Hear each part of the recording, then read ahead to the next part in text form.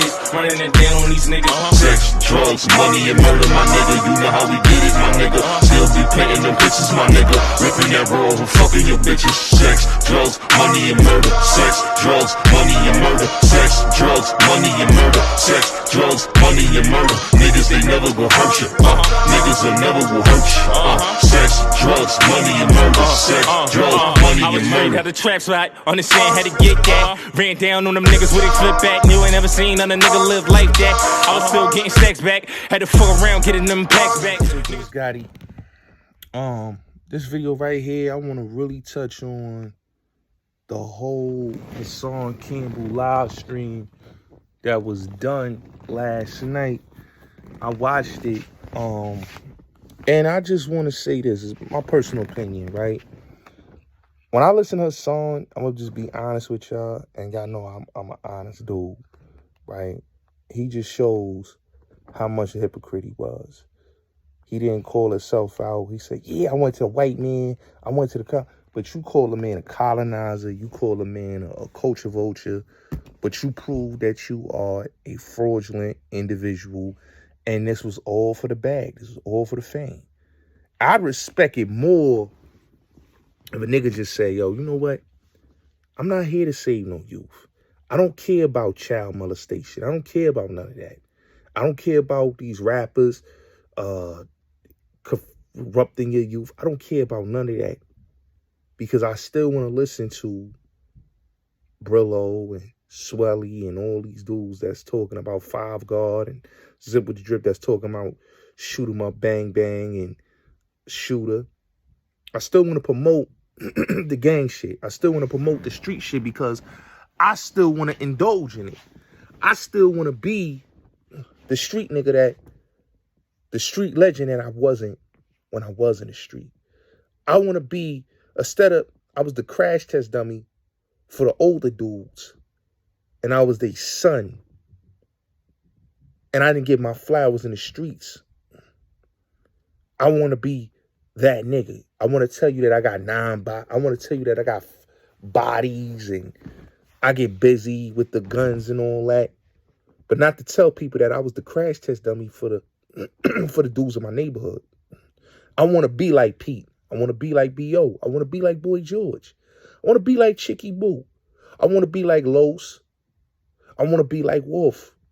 I want to be like C-Town, Carlton Hines. I want to be like those guys. I wasn't able to be a Bronx veteran, a Bronx legend in the streets.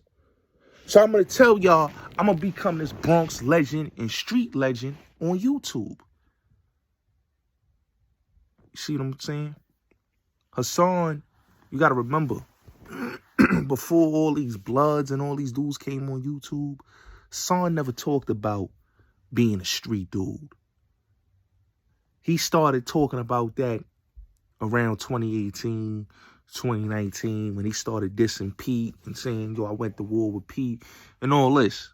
Before then, he was talking about Zulu Nation, child molestation.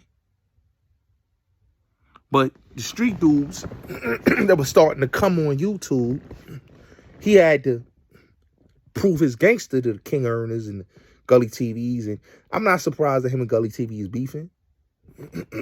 I just didn't understand why would you be loyal or try to rock with a nigga that didn't like you from the get-go. Hassan got to remember, this is the same dude that was beefing with him. And I remember, if I'm not mistaken, he also flagged his channel, if I'm not mistaken, right?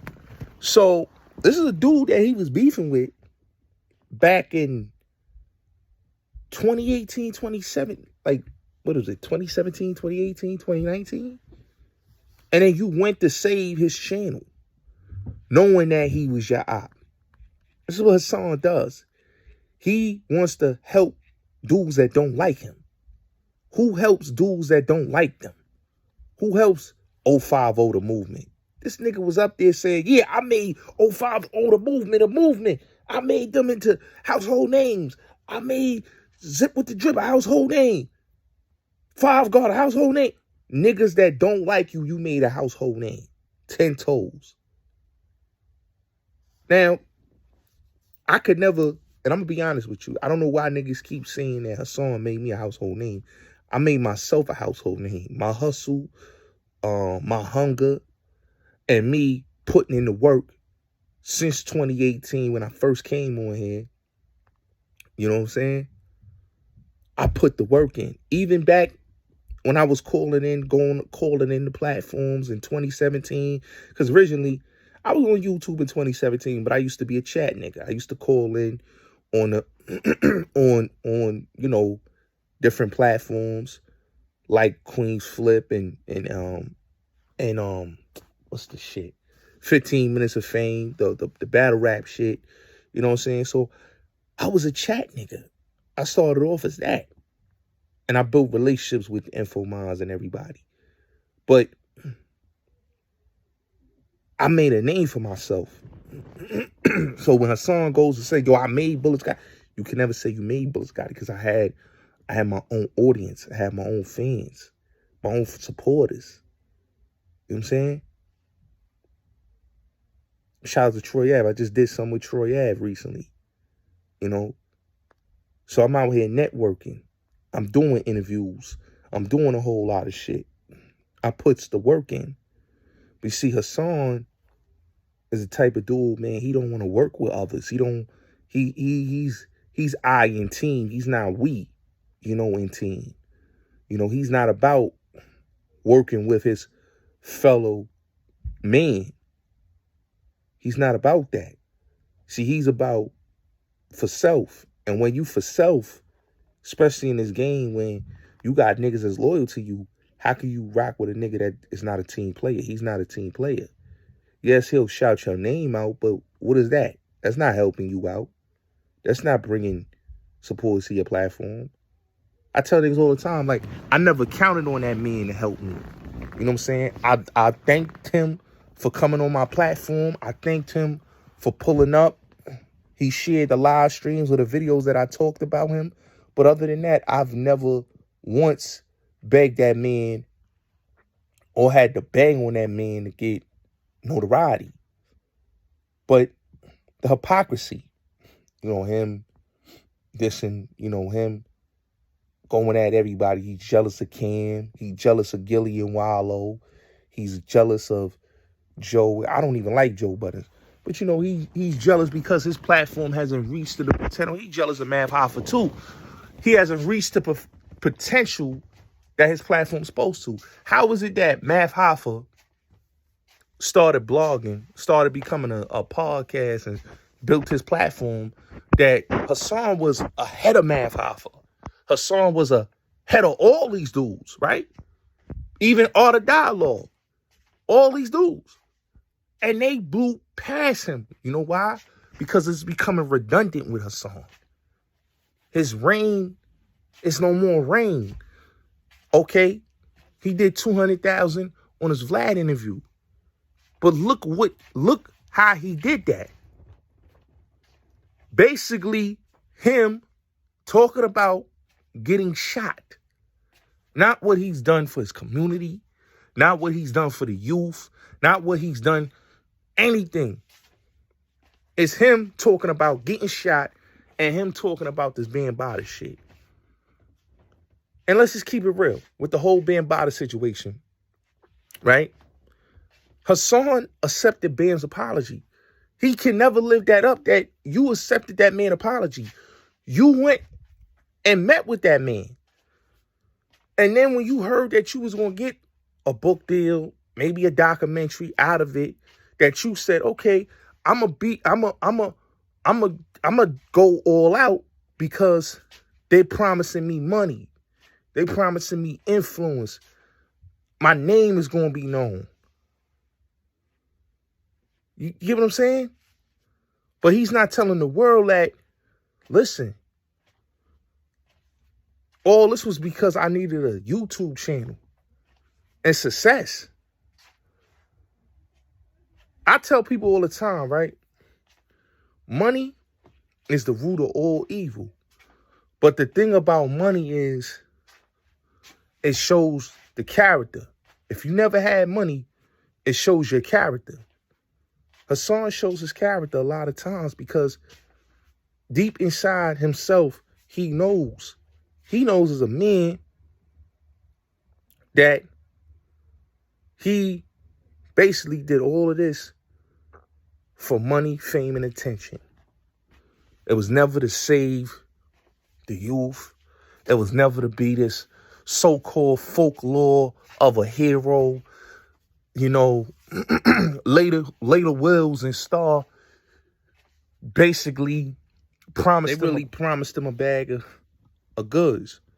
And really, they wasn't truthful to him. Because if they was, they would have told him that, you know, we selling you pipe dreams. But Hassan was so hurt because he didn't get no backings from the rappers. You know what I'm saying? But what people got to realize is, one thing about me, I never looked at no man as a leader. You got to be your own leader. You know, you could take gems, but you never look at no man as no leader. Because one thing, the characteristics of Hassan is that he's not a listener and he doesn't take great advice. He likes people to be yes men around him. He don't like people that's not going to not be yes men. You know, I always say, like, Hassan could have been bigger than what he is. But when you so pigeonholed and you so caught up in your own hype that you think is going to stay forever, it's not. You know, yeah, you got 400,000, but it's a lot of other motherfuckers that is at 400,000 and surpassing.